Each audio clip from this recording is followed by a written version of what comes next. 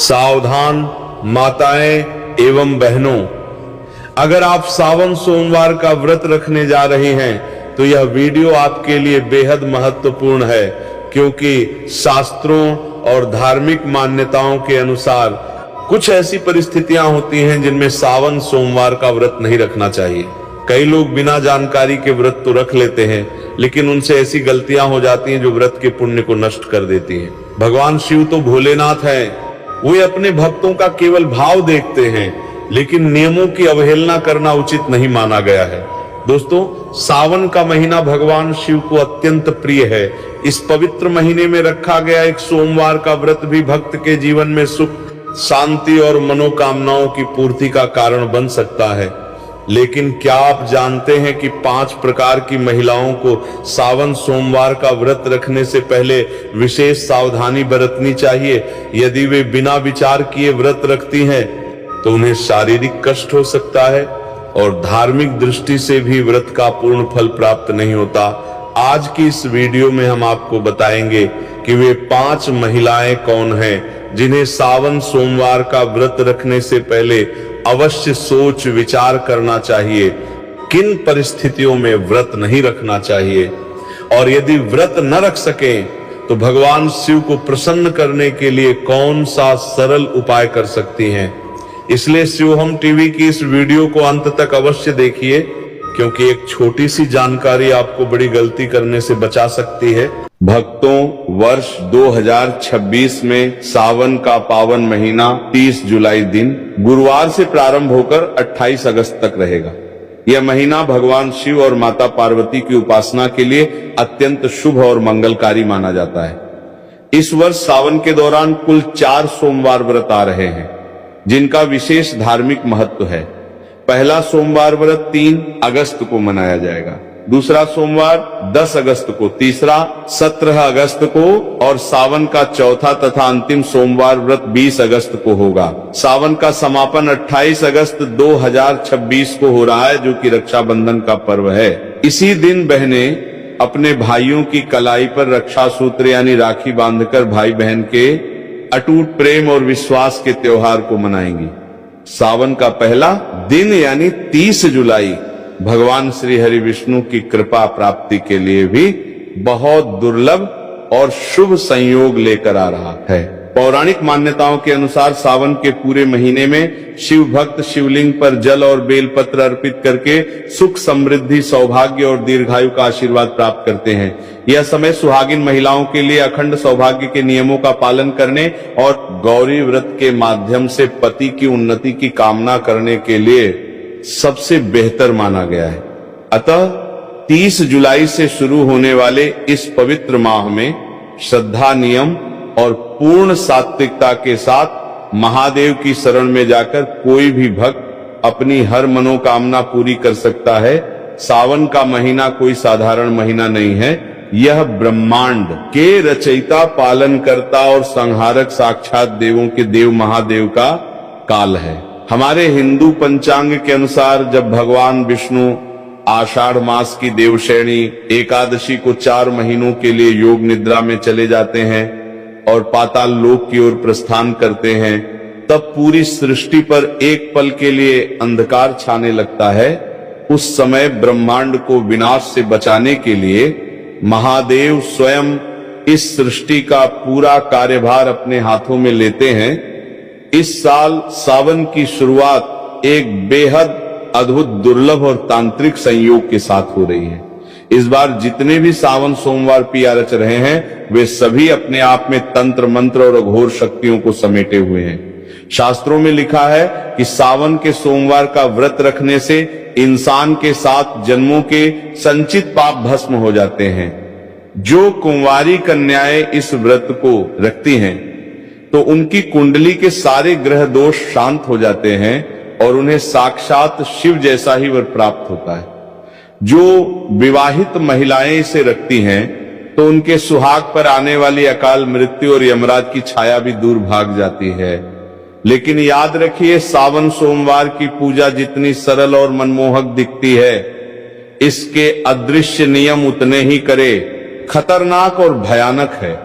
यदि कोई व्यक्ति बिना नियमों को जाने केवल समाज को दिखाने के लिए या अहंकार में यह व्रत रखता है तो उसे पुण्य की जगह महादेव के तीसरे नेत्र के क्रोध का सामना करना पियारेज सकता है। शिवलिंग पर जल चढ़ाने का वह भयानक सच जो कोई नहीं बताता।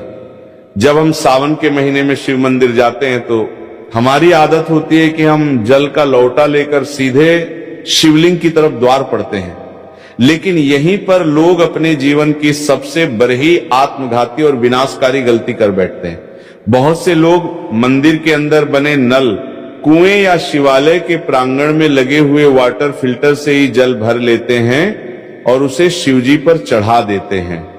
शास्त्रों के अनुसार यह घोर अपराध और वर्जित कर्म माना गया है, जिसे पराया जल या चोरी का जल कहा जाता है। मंदिर का जल केवल वहां के पंडित, पुजारी या उस प्रांगण में रहने वाले सेवादारों के लिए होता है, क्योंकि वह मंदिर परिसर ही उस पुजारी का घर होता है। यदि आपका घर मंदिर की सीमा से बाहर है तो आपको हमेशा अपने घर की रसोई से, अपने घर के मटके या शुद्ध जल पात्र से तांबे, चांदी या पीतल के लोटे में जल भरकर ही मंदिर जाना चाहिए। इसके पीछे का सबसे बड़ा आध्यात्मिक और वैज्ञानिक रहस्य यह है कि जब आप अपने घर से जल लेकर पैदल या किसी माध्यम से शिव मंदिर की ओर निकलते हैं तो रास्ते भर आपके घर की नकारात्मक ऊर्जा, आपके परिवार की बलाएं, पितरों का कष्ट और आपके शरीर की बीमारियां उस जल के भीतर समाने लगती हैं। वह जल आपके सारे कष्टों को अपने भीतर सोख लेता है। जब आप उस जल को शिवलिंग पर अर्पित करते हैं तो महादेव आपके उन कष्टों को स्वीकार करके उन्हें अपने गले के विष की तरह भस्म कर देते हैं। लेकिन यदि आप मंदिर का ही जल लेकर वहीं चढ़ा देंगे तो आपने अपने घर का कोई कष्ट महादेव को सौंपा ही नहीं। आपकी वह यात्रा अधूरी रह गई और उस पूजा का फल शून्य हो गया। शिवलिंग के गिरते जल के चमत्कारी और डरावने फायदे। शिवलिंग पर जब जल की अखंड धारा गिरती है तो वह शिवलिंग के नीचे बनी जलहरी से होते हुए एक निश्चित दिशा में बह जाती है।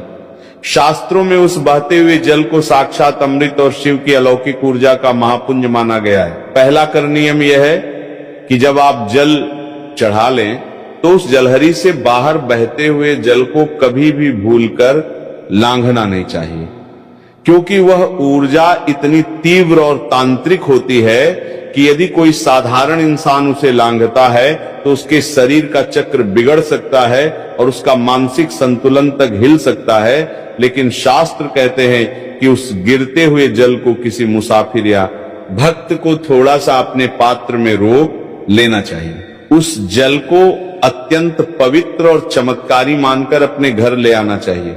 यदि आपके घर में किसी छोटे बच्चे को या किसी बड़े बुजुर्ग को बहुत तेज बुखार आ गया हो, जिस पर डॉक्टरों की दवाइयां भी काम करना बंद कर चुकी हो, तो इस दिव्य जल के कुछ छींटे उस बीमार व्यक्ति के ऊपर मार दें या उसे 2 बूंद ये जल पिला दें। आप अपनी आंखों से देखेंगे कि महादेव की कृपा से वह भयंकर और जानलेवा बुखार भी मिनटों में गायब हो जाएगा। इतना ही नहीं, यदि किसी व्यक्ति की आंखों में हमेशा कीचड़ जाता हो या आंखें लाल रहती हो या जलन होती हो या उम्र के साथ आंखों की रोशनी धुंधली पड़ती जा रही हो, तो इस जल को सुबह सुबह अपनी आंखों पर पलकों के पास लगाना शुरू करें। धीरे धीरे आंखों का सारा भयंकर विकार दूर हो जाएगा और आपकी आंखों की रोशनी इतनी तेज होने लगेगी कि बरही से बरही बीमारी महादेव की कृपा से पूरी तरह साफ और चमकदार हो जाएगी। महा उपाय बेल की जरेज का ताबीज, तंत्र काट और खान पान का करहा पहरा। अब हम बात करेंगे कि घर के आंगन में जल छिड़कने का भयंकर तांत्रिक रहस्य शिवलिंग से लाए गए। उस बचे हुए जल को केवल पीना ही नहीं है, बल्कि इसका एक ऐसा प्रयोग है जो बड़े बड़े तांत्रिकों के होश उड़ देता है। यदि आप इस जल को अपने घर के आंगन में, घर के चारों कोनों में, तिजोरी के पास और मुख्य द्वार पर छिड़कते हैं तो आपके घर के आसपास मंडराने वाली भयंकर से भयंकर अदृश्य शक्तियां, भूत प्रेत, अतृप्त आत्माएं और नकारात्मक बाधाएं चीखते हुए उस स्थान को हमेशा के लिए छोड़कर भाग जाती हैं। अगर किसी दुष्ट व्यक्ति ने या आपके दुश्मन ने आपके घर पर कोई टोना, टोटका, मूठ करणी या तांत्रिक क्रिया की होगी, जिसके कारण आपके घर में बीमारियां और कंगाली रहती है, तो शिव जी के इस चरणामृत के स्पर्श मात्र से वह तंत्र उसी क्षण उल्टा घूमकर करने वाले पर वार कर देता है। घर की सुख शांति जो सालों से गायब थी वो वापस लौट आएगी और घर में बरकत होने लगेगी। लेकिन एक डरावनी चेतावनी याद रहे कि इस जल को कभी भी पैर नहीं लगना चाहिए और ना ही इसे किसी गंदे या अशुद्ध स्थान पर रखना चाहिए और ना ही इसे बाथरूम के आसपास ले जाना चाहिए, अन्यथा इसके परिणाम बहुत ही भयानक और विनाशकारी हो सकते हैं। जल और दूध में क्या मिलाकर चढ़ाएं और धतूरे का गुप्त गणित भोलेनाथ को प्रसन्न करने के लिए केवल सादा जल ही काफी है, क्योंकि भोले बाबा आशुतोष हैं। लेकिन यदि आप अपने जीवन की किसी विशेष और बहुत पुरानी और अधूरी मनोकामना को पूरा करना चाहते हैं तो जल में कुछ विशेष गुप्त वस्तुएं मिलाना अनिवार्य है। सावन के महीने में यदि आप शिवलिंग पर गन्ने का ताजा रस या जूस चढ़ाते हैं तो माता लक्ष्मी आपके घर में साक्षात बंध जाती है और दरिद्रता कितनी भी बढ़ी हो या कर्ज का पहाड़ कितना भी ऊंचा हो, वो महादेव के सामने घुटने टेक देता है। यदि आपको लगता है कि आपके घर में पितृदोष है या राहु केतु की महादशा चल रही है या बनते काम वक्त पर बिगड़ जाते हैं, तो जल के अंदर थोड़े से काले तिल मिलाकर नमः शिवाय का 108 बार जाप करते हुए शिवलिंग पर अर्पित करें। अब बात करते हैं शिव जी के सबसे प्रिय और खतरनाक फल धतूरे की। लोग अनजाने में पैरों से तोड़कर जितने मर्जी धतूरे शिवलिंग पर सजा देते हैं, जो कि पूरी तरह गलत और वर्जित है। शास्त्रों के अनुसार शिवलिंग पर धतूरा को हमेशा विषम संख्या में ही चढ़ाना चाहिए, जैसे कि केवल 1, 3 या 5 धतूरा असल में इंसान के भीतर छिपे काम, क्रोध, लोभ, मोह और अहंकार का प्रतीक है। जब आप विषम संख्या में धतूरा चढ़ाते हैं तो आप अपनी इन मानसिक बुराइयों और जहर को महादेव के चरणों में सौंप रहे होते हैं। इसके साथ ही सावन में पंचामृत का भोग लगाना चाहिए, जिसमें शुद्ध गाय का कच्चा दूध, गाढ़ा दही, घर का निकाला हुआ घी, शुद्ध शहद और मिश्री की शक्कर शामिल हो। यह सभी सामग्री शिवजी को तृप्त करती है। लेकिन याद रखें कि पंचामृत में कभी भी बाजार की डिब्बा बंद या मिलावटी चीजों का इस्तेमाल भूलकर भी ना करें। सावन के महीने में व्रत रखने वाले भक्तों को एक ऐसी गुप्त बात का ध्यान रखना चाहिए जो अक्सर लोग अनदेखा कर देते हैं और बाद में पछताते हैं। यदि आपने सावन सोमवार का व्रत रखा है या पूरे सावन के नियम का पालन कर रहे हैं तो आपको भूलकर भी दूध का सेवन नहीं करना चाहिए। इसके 2 बहुत बड़े और ठोस कारण हैं। पहला कारण पूरी तरह धार्मिक है।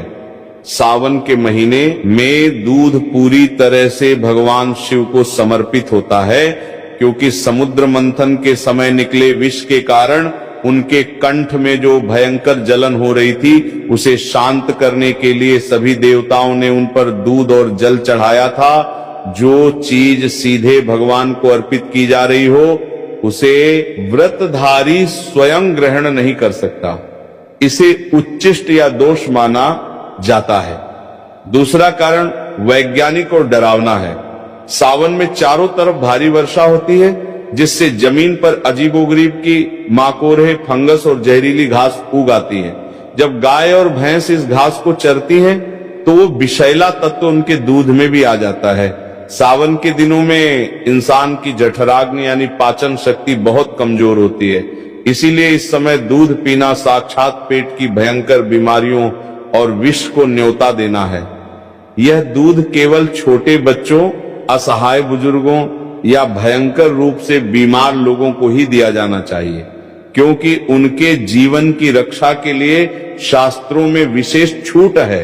एक स्वस्थ व्रतधारी अगर सावन में दूध पीता है तो उसका व्रत तत्काल प्रभाव से दूषित और खंडित हो जाता है। व्रत के दौरान लोग फलाहार के नाम पर पूरियां, पकौड़ियां, पराठे या हलवा भरे चाव से खाते हैं और सोचते हैं कि उन्होंने बहुत पवित्र भोजन किया है। लेकिन क्या आपको पता है कि बाजार में मिलने वाले कुत्तू के आटे में एक ऐसा डरावना रहस्य छिपा है जो आपके व्रत को पूरी तरह नष्ट करके आपको नर्क का भागी बना सकता है। कुत्तू का आटा काफी समय पहले पीसकर बोरियों में बंद करके रखा जाता है, जिसके कारण नमी पाकर उसके भीतर बहुत ही बारीक, सूक्ष्म और छोटे छोटे कीड़े मकोड़े पैदा हो जाते हैं, जिन्हें बिना गौर किए नग्न आंखों से देखना नामुमकिन सा होता है।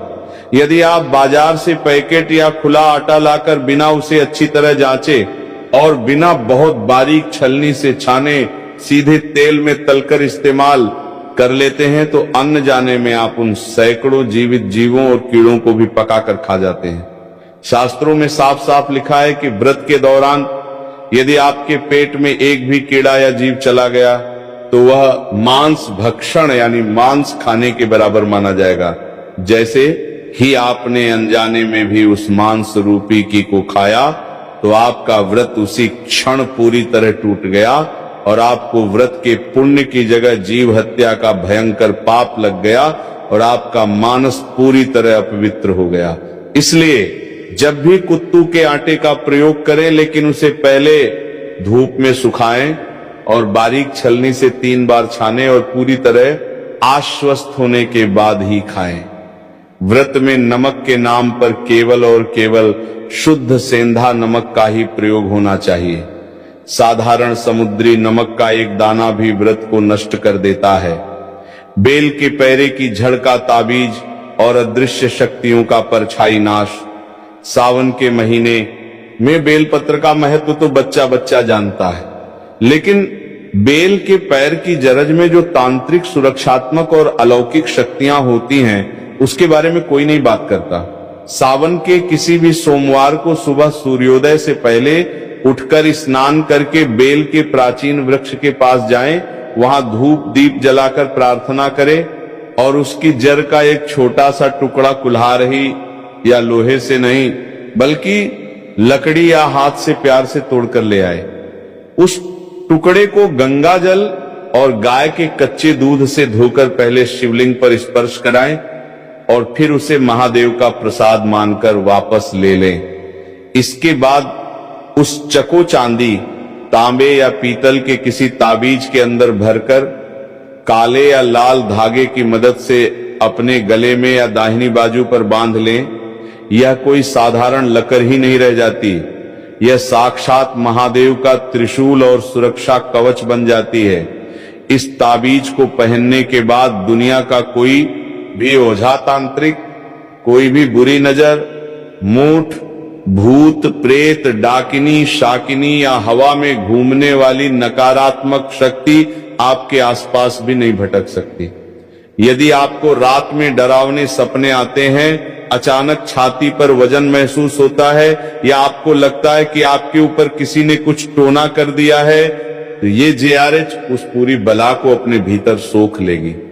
इसे पहनने के बाद आपका रुका हुआ कारोबार, आपकी नौकरी और आपका जीवन बहुत तेजी से सफलता की ऊंचाइयों की ओर बढ़ने लगेगा। वैवाहिक जीवन के करे प्रतिबंध, वर्जित कर्म और महादेव की परीक्षा के संकेत और पति के रिश्ते का वह करवा सच जिससे व्रत सफल या निष्फल होता है।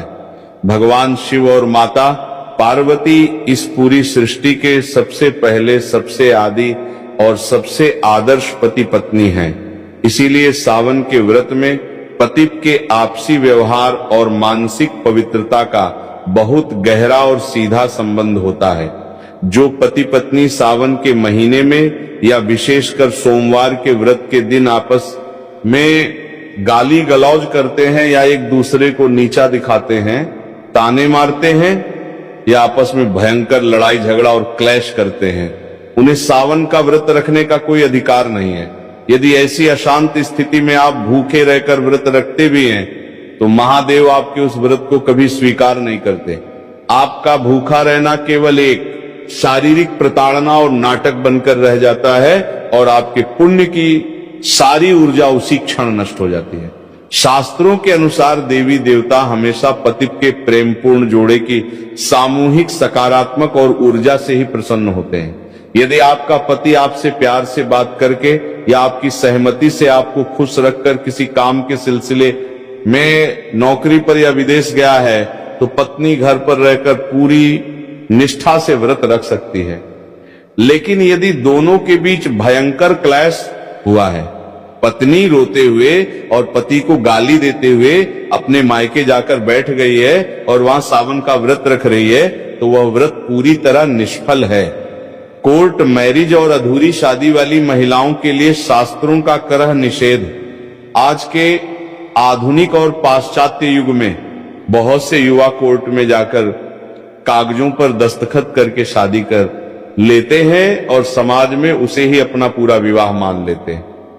लेकिन सनातन शास्त्रों, वेदों और हिंदू धर्म के अनुसार कोर्ट मैरिज एक पूरी तरह अधूरा और केवल कानूनी विवाह है, धार्मिक नहीं।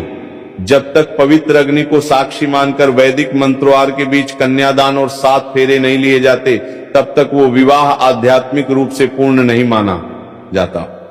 शास्त्रों के अनुसार ऐसी अधूरी शादी वाली महिलाओं को सावन का मुख्य और कर व्रत रखने से बचना चाहिए, क्योंकि जब तक विवाह के 7 फेरे पूरे नहीं होते, तब तक महिला को अपने पति के आधे पुण्य की प्राप्ति नहीं होती और ना ही वह धार्मिक रूप से अर्धांगिनी कहलाती है।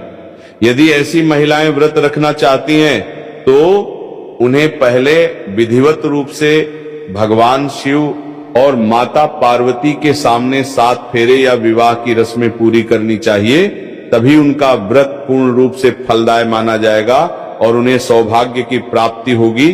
कुंवारी कन्याओं और विवाहित महिलाओं के लिए शिवलिंग स्पर्श का रहस्यमय नियम।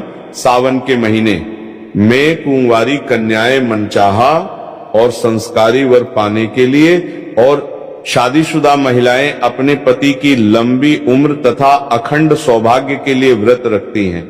लेकिन यहाँ भी एक बहुत बड़ा और सख्त नियम है, जिसे हर महिला को जानना बेहद जरूरी है। कुंवारी कन्याओं को पूजा करते समय भूलकर भी शिवलिंग का सीधा स्पर्श नहीं करना चाहिए। इसके पीछे का रहस्य बहुत ही गहरा है। शिवलिंग साक्षात महादेव की निराकार, अनंत और अत्यंत तीव्र ऊर्जा का केंद्र है। कुंवारी कन्याओं का शरीर और उनकी आंतरिक ऊर्जा इस तीव्र ब्रह्मांडीय प्रभाव को सीधे संभालने के लिए तैयार नहीं होती, जिससे उनके जीवन में अनजाने में मानसिक अशांति या स्वास्थ्य संबंधी समस्याएं आ सकती हैं। कुंवारी कन्याओं को हमेशा माता पार्वती की मूर्ति या शिवलिंग के नीचे बनी जलहरी का स्पर्श करना चाहिए और दूर से ही जल अर्पित करना चाहिए। इसके विपरीत जो महिलाएं विवाहित हैं, जिनका वैदिक विवाह पूर्ण हो चुका है, वे शिवलिंग का स्पर्श कर सकती हैं, उसे अपनी उंगलियों से चंदन भी लगा सकती हैं और उसकी अच्छे से सेवा कर सकती हैं। इन नियमों का पालन न करने से पुण्य की जगह दोष लग जाता है। सावन में मिलने वाले वह डरावने संकेत जो बताते हैं कि महादेव आपसे प्रसन्न है। जब आप पूरी निष्ठा कर नियमों और शुद्ध अंतःकरण के साथ सावन का व्रत रखते हैं, तो महादेव आपकी परीक्षा भी लेते हैं और साथ ही साथ आपको कुछ ऐसे दिव्य और अलौकिक संकेत देते हैं जिन्हें देखकर कोई भी साधारण इंसान डर के मारे कांप उठेगा। यदि सावन के महीने में अचानक आपके घर के भीतर, बेडरूम में या आंगन में कोई चमकीला काला नाग दिखाई दे या नाग नागिन का जोड़ा मस्ती करता हुआ दिखे, तो घबराकर चीखे मत, भागे मत और न ही किसी लाठी से उसे कोई नुकसान पहुंचाएं। यह इस बात का बेहद खतरनाक, अचूक और साक्षात संकेत है कि स्वयं महादेव के गण आपके घर की सुरक्षा करने आ चुके हैं। इसका मतलब है कि आपकी भक्ति पूर्ण रूप से सफल हो चुकी है और आपकी कोई बड़ी अधूरी मनोकामना बहुत जल्द पूरी होने वाली है। इसी तरह यदि सावन के दिनों में अचानक आपके घर के मुख्य द्वार पर कोई भूखी गाय आ जाए या साक्षात नंदी महाराज आकर खड़े हो जाए और अपनी पूंछ हिलाएं, तो समझ जाइए कि महादेव स्वयं नंदी पर सवार होकर अदृश्य रूप में आपके दुखों का अंत करने आए हैं। आपको तुरंत भागकर उन्हें हरी घास गुड़ या शुद्ध भोजन कराना चाहिए और उनके माथे पर कुमकुम का तिलक लगाना चाहिए। सावन के महीने में किसी प्राचीन शिव मंदिर के भीतर अचानक दीवार पर छिपकली का रेंगते हुए या आपके सामने गिरते हुए दिखना भी बहुत ही दुर्लभ और शुभ संकेत माना जाता है। यह अचानक होने वाले धन आगमन और कर्ज मुक्ति का अचूक प्रतीक है। भीमराज और काली मधुमक्खी का रहस्यमय और तांत्रिक आगमन सावन के महीने में कई बार हमारे घरों में काले रंग का एक बरहा सा उड़ने वाला जीव आता है, जिसे ग्रामीण भाषा में कुछ लोग भीमराज कहते हैं या काली परही मधुमक्खी यानी भंवरा कहते हैं। इसकी गूंज बहुत तेज होती है।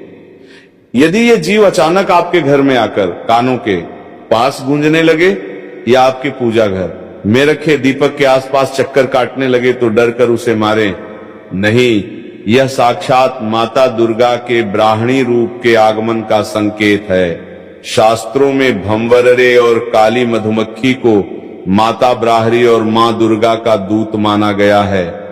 इसका घर में आना इस बात का अकाट्य प्रमाण है कि आपके घर पर जो भी भयंकर तंत्र मंत्र मूठ नजर दोष या अलावला मंडरा रही थी उसे माता दुर्गा के दूतों ने स्वयं भस्म कर दिया है और अब आपके घर में सुख समृद्धि वैभव और असीम शांति का वास होने वाला है।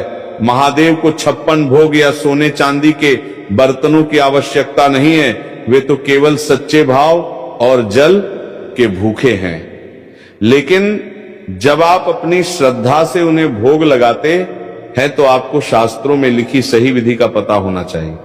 सावन में शिव जी को कभी भी बाजार की मिलावटी केमिकल युक्त या खोए की कृत्रिम मिठाइयों का भोग ना लगाएं। यदि आप बर्फी का भोग लगाना चाहते हैं तो वह घर पर शुद्ध दूध से बनी खोए की होनी चाहिए और भूलकर भी उसमें चांदी का वर्क नहीं लगा होना चाहिए, क्योंकि चांदी का वर्क बनाने की प्रक्रिया में कई बार अशुद्ध और वर्जित चीजों का प्रयोग होता है जो महादेव को क्रोधित संगीत कर सकता है। शिव जी को दही का भोग लगाना अत्यंत शुभ माना गया है। खासकर सावन के तपते और उमस भरे मौसम में दही पूरी तरह से ताजा होना चाहिए। खट्टा खमीर उठा हुआ या बासी दही शिवलिंग पर चढ़ाने से घर में क्लेश और बीमारियां बढ़ती हैं। पंचामृत बनाते समय दूध, दही, घी, शहद और मिश्री को एक निश्चित पवित्र अनुपात में मिलाएं और उसे तांबे के बर्तन में कभी ना रखें। तांबे के पात्र में दूध या दही रखने से रासायनिक प्रतिक्रिया होती है और वह पंचामृत जहर के समान एसिडिक हो जाता है, जिसे शिवलिंग पर चढ़ाना पाप है। पंचामृत के लिए हमेशा पीतल, चांदी, कांसे या मिट्टी के पवित्र पात्र का ही प्रयोग करें। समुद्र मंथन और हल्लाहल विष की वह पौराणिक कथा जिससे कांप उठी थी पूरी सृष्टि, सावन के इस पावन अलौकिक और डरावने एपिसोड के अंत में आइए सुनते हैं वह अमर पौराणिक कथा जिसे सुने या पढ़े बिना सावन का कोई भी व्रत, सोमवार की पूजा या उपवास कभी पूरी तरह फलदायी नहीं हो सकता।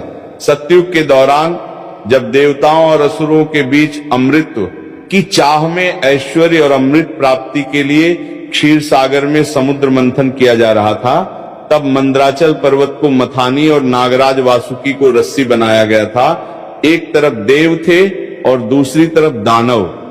मंथन की उस तीव्र और भयंकर प्रक्रिया से अचानक समुद्र के भीतर से एक गहरा, काला, खौफनाक और अत्यंत विनाशकारी धुआं निकलने लगा।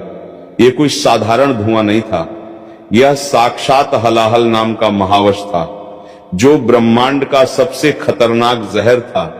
उस विष की गर्मी और जहरीली लपटें इतनी खतरनाक थी कि तीनों लोकों के प्राणी तरह तरह कर मरने लगे। देवताओं के मुकुट पिघलने लगे, वनस्पति सूखने लगी और असुरों का दम घुटने लगा और पूरी सृष्टि महाविनाश की कगार पर खड़ी थी।